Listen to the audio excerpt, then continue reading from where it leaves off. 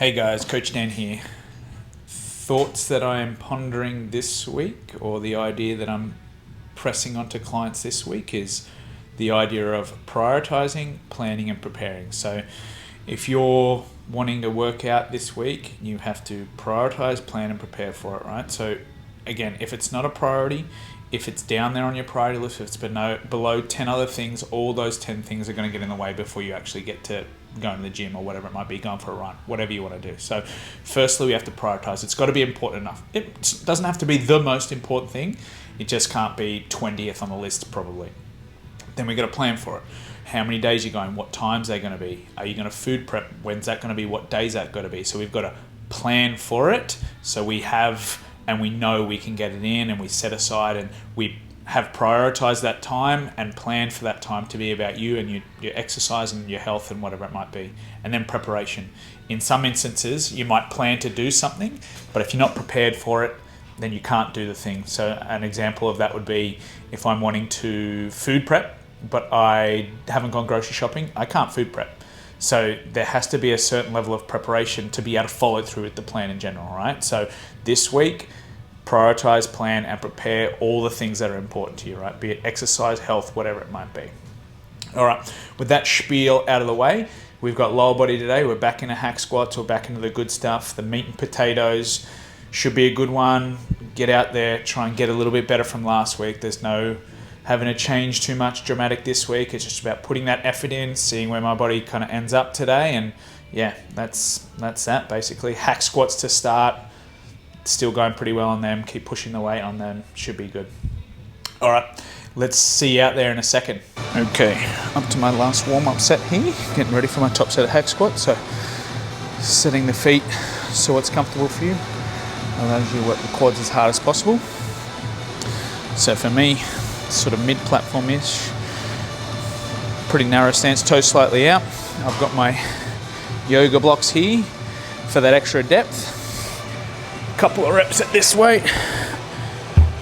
Nice control. Feel the quads. Drive up.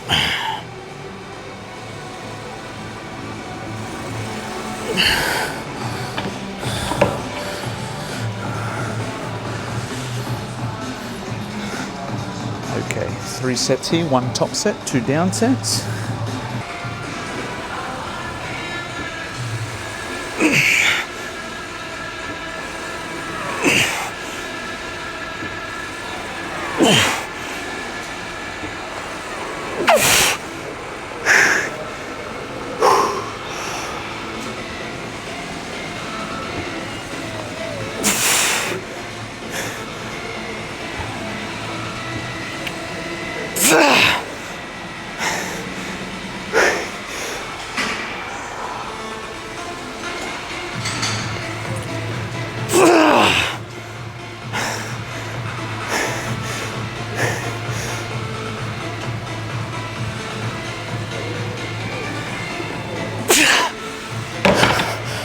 Okay, so that's hack squats done. So I do 1 top set of 6 to 8 reps on the hack squat. So that's heavy. And I back it off for 8 to 15. So for my goals, rep ranges can vary significantly. So I can mix it up. So I quite enjoy the heavy set at the beginning, the 6 to 8, because I like that heavy lifting. But too much of that heavy lifting can be stressful on joints and stuff like that. So I do 1 top set, back it off some 8 to 15s. So it's a bit more moderate, not as stressful on the joints. So I think one thing to keep in mind here is that people will often talk about how important technique is. And I agree, technique is super important. But sometimes as it gets harder, technique doesn't always look the same. So if your technique's perfect and every time you feel like it's not perfect, smooth, whatever it might be, you stop, you're missing out on something that's definitely more important, which is effort. So because it gets a little shaky or not perfect or whatever it might be, you stop, but we don't get the effort in that we actually need for muscle growth. So what I would do when starting out with an exercise is set a technique that is as effective, safe, all that kind of stuff as possible, and try and be as diligent as that. But once we've got that, effort becomes much more important. So if you've got perfect technique, but at the end of every set you're leaving 10 reps in the tank, you'll never get very far. So technique when you first start an exercise, effective, safe, and then try and get better and be diligent on that and try really hard. All right, let's move on. So very important with the Smith machine good morning and potentially any other Smith machine exercise is the safety height. So you want to essentially set this safety height just below the level of your range of motion. So if you end up failing at a movement like this, you don't want to have to get pinned and then get it all the way down to the bottom. If I can't succeed at a lift, I'll simply gently bring it back down onto here and then I'll crawl out in embarrassment, but at least I won't hurt myself having to take it all the way to the bottom. So in your warm-up sets, identify the height of the safety by doing a couple reps, having a look over, see the distance between the bar or the bottom of this part on the Smith machine. Make sure it's just above the level of your safety. Set that height so we don't have to fail and get pinned at the bottom.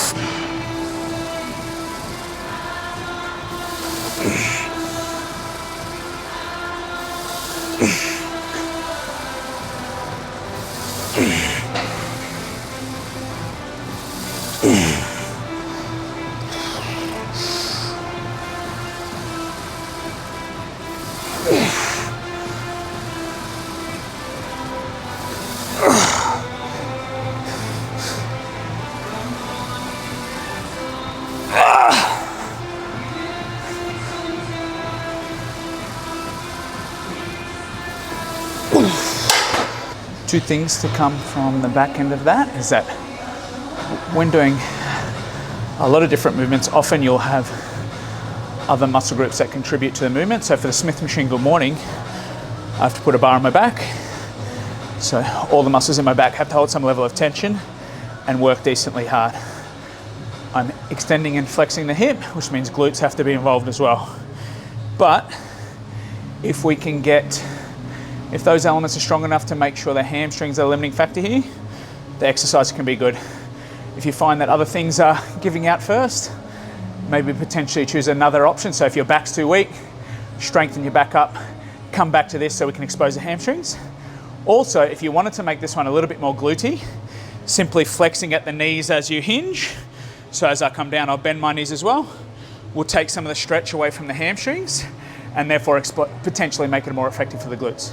That's number one. Number two is, I just started doing this exercise last week, and I think one of the real saving graces for me was I had it recorded what I'd previously done at this weight.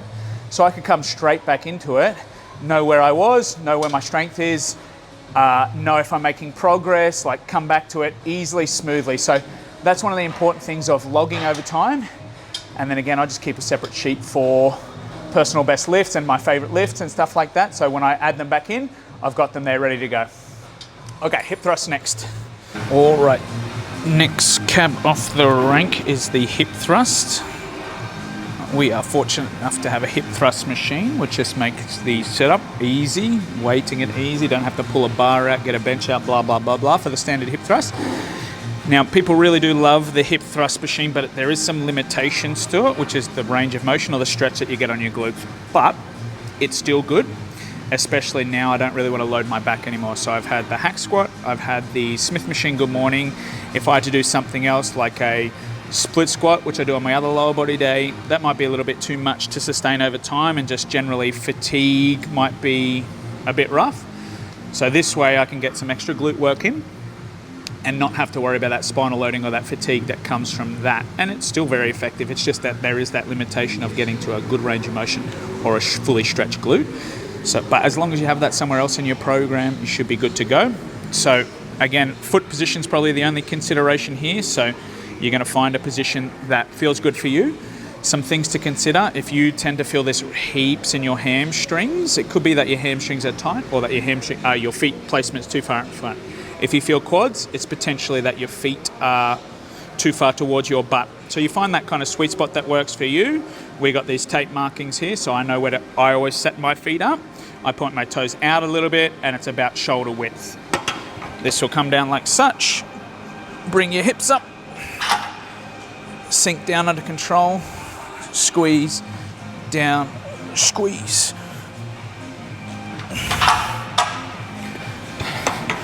So it feels good to me. I really like the feeling and the sensation of the glutes getting pumped up, gives you that feeling.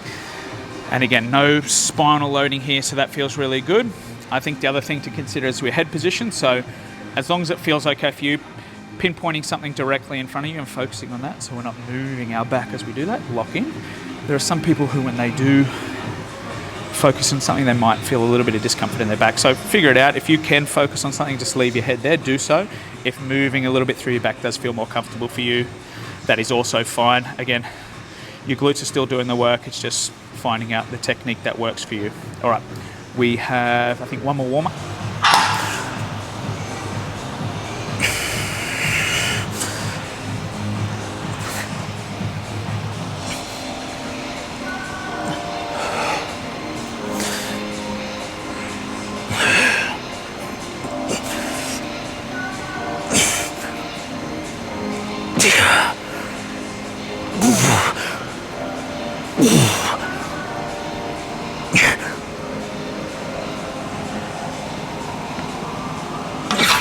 All right, nice one. Stoked with that. So 2 sets, 10 to 15 per set.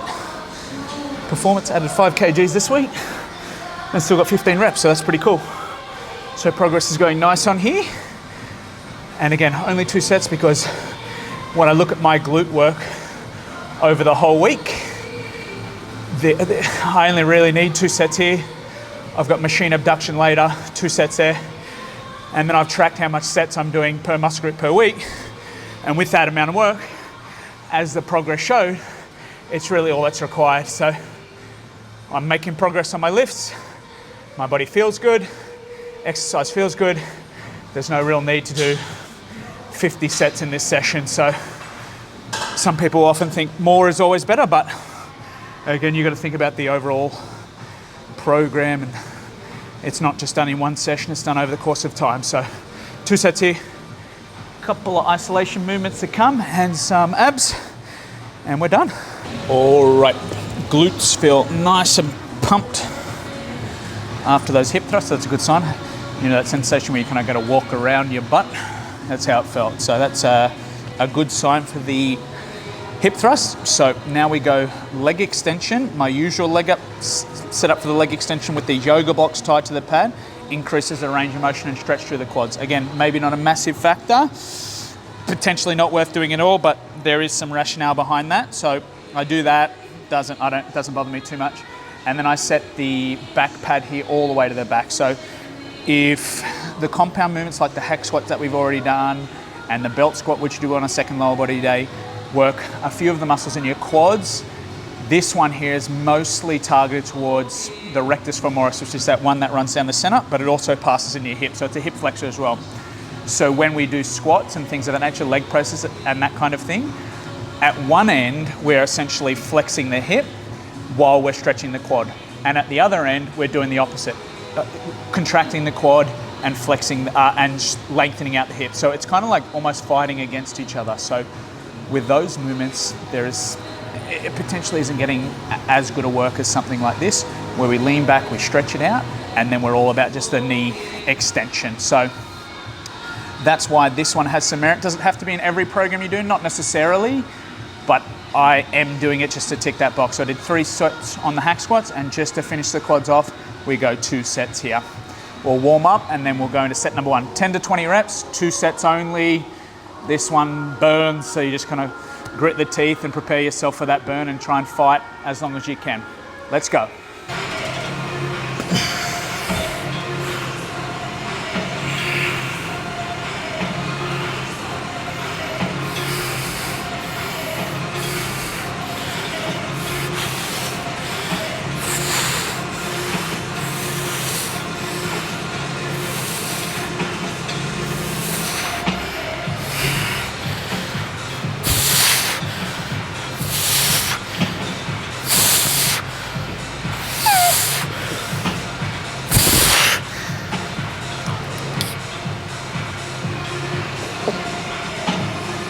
Two sets of leg extension done. We've got some natural lighting coming in here. Look at that. What a shot as the sun comes up here. Same concept with the leg extension that I do on here as far as the blocks go, right? Having those blocks in here allows my knees to come a little closer together or to adduct a little bit more and allowing that bigger stretch through the glutes. Now the difference here compared to the leg extension is that I'm going to lean forward because again, one of the glutes' main jobs, hip extension. So to stretch them out, I've got to lean forward to get that hip flexion basically stretching or doing the opposite action of that. And this knees coming in, again, that's stretching out that kind of component or that getting as far into adduction and getting that as big a stretch as possible. So I got 20 at my weight last week, so I'm going to go up in weight. Potentially the reps will come down and then I can build upon the reps for the next couple of weeks on this one. So what happens is because it's a tight squeeze, I'll stand up with these yoga blocks in there, bring it together once it locks in. I'll sit down, place my foot on the pedals, feet on the pedals, lean forward into it, stretching out those glutes that little bit ever further, drive the knees out.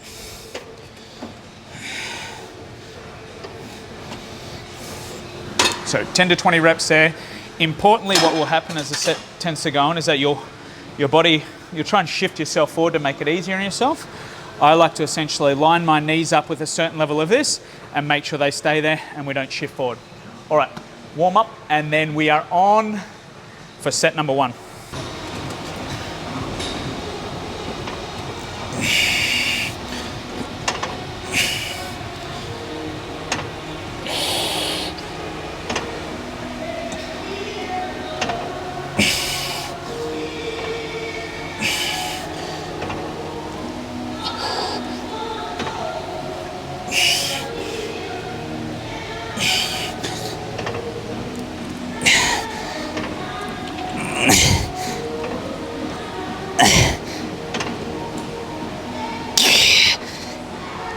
So for me, what can start to happen now that I'm towards the end of the work, I kind of lose focus. And when I lose that little bit of focus, my effort gets a little bit ordinary. So I already noticed on those last couple of sets, I'm not super happy with my effort. I think I kind of slacking off a little bit, maybe being a little bit of a wuss. So this stuff, although it's at the end of the workout, doesn't mean it's not important. So it's time to refocus in and again, get back to putting in that effort. Just let the body do the talking. Don't pay attention to feeling tired or anything like that. See how the body's going. So we've got our leg raise variation on the GHD here. Calf raise, I'm going to do 5 supersets and this and done. So refocus, let's get in the zone. So for this one, I'm using the GHD. You can do this on the ground as well. I think this one is probably superior to the hanging one that people tend to do, or on the Roman chair like this, just because of the resistance is hard at the bottom and easier as you go up, whereas that's the opposite. So there is some potential merit to this. So I set up on here because this essentially it's supposed to aid in kind of that natural curve of the lower back and doing that job of the abdominal. So as I come down, my back will curve over the pad is the concept, and as I contract, I'll do that action as well. So pulling my pelvis up towards my sternum like this. People will do these movements just as this kind of leg raise or hip flexor, and that's going to get a lot of hip flexor. I dare say your abs will be smashed as well, but if we can make it such that it's more about, bringing the top of your pelvis up to the bottom of your sternum, that is the job of the main sort of muscle group we're trying to train here.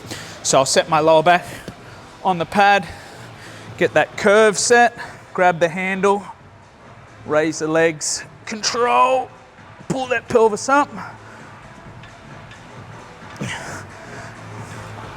So there's probably no getting around some hip flexion, but the focus should be in on, bringing the whole thing up, the whole pelvis, and hook it like this essentially. So even if you're just mindful of that, almost like bringing your pubic bone and coming up, not just hip flexion, right? So we've got this, we've got some calf raises as a superset, so I'll show you how we set up for that in a moment.